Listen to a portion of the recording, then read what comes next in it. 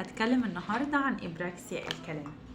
إبراكسيا الكلام هو اضطراب من اضطرابات الكلام.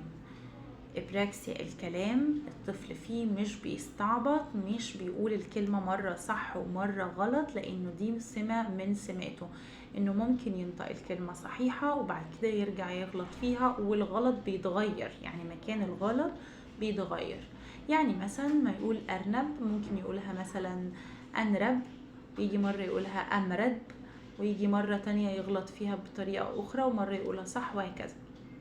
دي سمة أساسية من سمات إبراكسيا الكلام. إبراكسيا الكلام مش معناه إن الطفل أخرس، مش عارف يتكلم، في حاجة غلط. الكلام ده كله الناس بتقوله. التعبيرات دي كلها تعبيرات خاطئة، مش صحيحة بالمرة. إبراكسيا الكلام هي مشكلة في تسلسل الأصوات اللي بتنتج الكلمة الواحدة.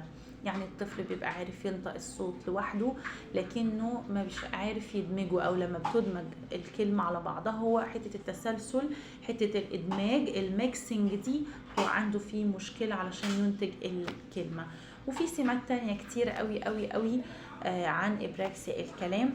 لو عايزين نعمل فيديوز طويلة بتتكلم عن إبراكسيا الكلام نقدر نعمل كده، اكتبوا لي في الكومنتس.